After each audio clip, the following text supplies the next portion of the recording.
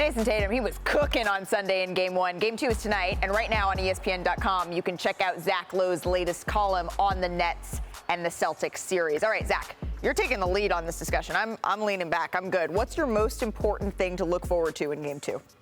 First of all, how fun is this series? Hopefully another awesome game. Yes. 3 things. We're going to hit number 1. This is a very simple one. The Nets got to win the minutes when Jason Tatum rests. If he rests, he played 45 minutes in Game 1.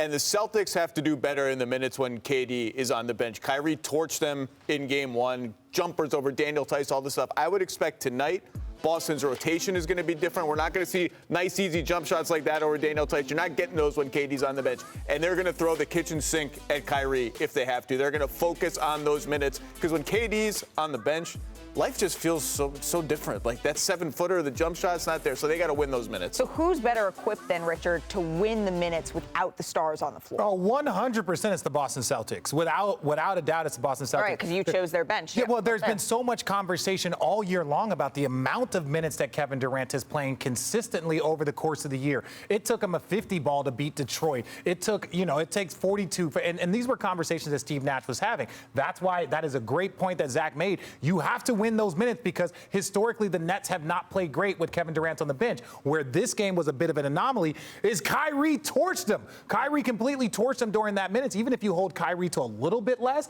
those are huge minutes with KD on the bench. That's why they're always hesitant to rest him. So you said there are 3 things. That's number 1. What's number 2? Number 2. Both these teams are basically doing the same thing on offense. They're trying to find the weakest defender and get them isolated or in a pick and roll against your best players. The difference is Brooklyn just has a lot more weak defenders than Boston does, and particularly small guards that Jason Tatum was picking on every chance he got, using Marcus Smart in pick and rolls to get switches of Seth Curry, Goran Dragic, you name it. Yep. And it's a matter of how many shots does he make? I mean, these are some of my favorite actions. That's a great play, and they didn't know what was coming. Boom, 3-pointer, and they did it again on the very next possession, and the Nets were ready for him to go around that screen, and Tatum does the opposite. That little spin-away drive coming up, that is just beautiful. Get out of his way.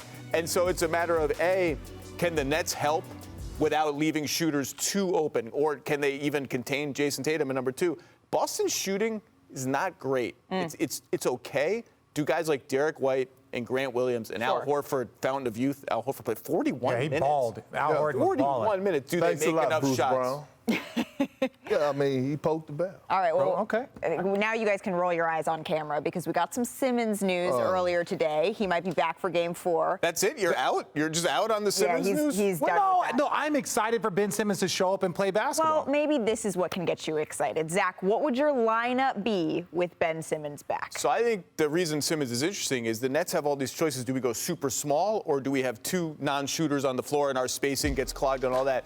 This lineup, this is their ceiling. It's like Durant at center, but you have another guy who's exactly his height or almost his height, 6'11", and Ben Simmons, who's a great defender, gives you a little rim protection. To me, it's Kyrie, Curry, Durant, Simmons, and then pick a guard. If you need defense, it's Bruce Brown up there. If you need offense, it's Patty Mills, who looks like he's been running in mud for like 2 months now, or Dragic.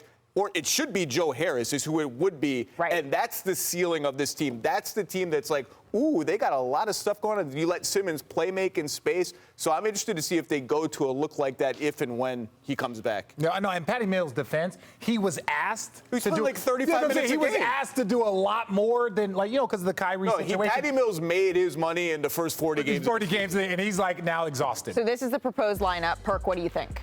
I don't think. I don't think.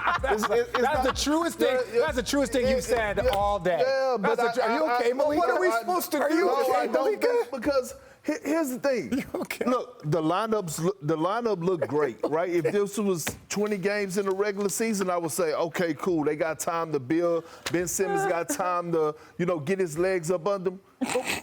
He hasn't played in a year. 10 months. And we just need him to play defense. 10 months to the day. 10 months to the day. Think about this, RJ. Oh, man. We are expecting Ben Simmons, if or when he comes back, to come back in this type of playoff atmosphere, this series that we saw, right? It's almost like the game, like the finals, right? Yeah. And we're expecting him to come back and play at his highest level, playing against a guy like Jason Tatum and Jaylen Brown. Just think about that for a second. The intensity. I believe in it.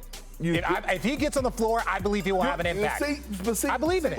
Here's the thing that people You believe he doesn't think? Who do you got? Let Perk go. Let Perk go. No, Malika, because here's the thing about Richard. Okay? Here's the thing.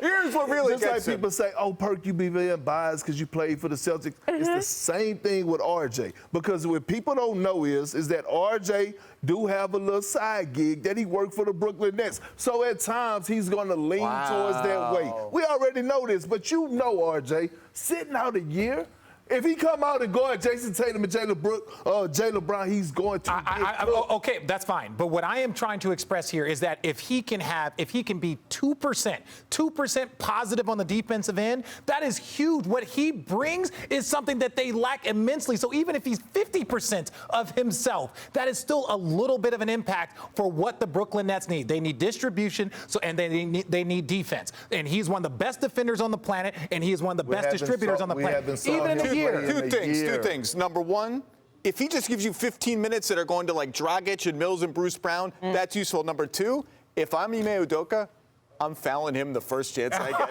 First chance I get. You ready for this? I can't believe y'all today. Thank you for watching ESPN on YouTube. For live streaming sports and premium content, subscribe to ESPN+.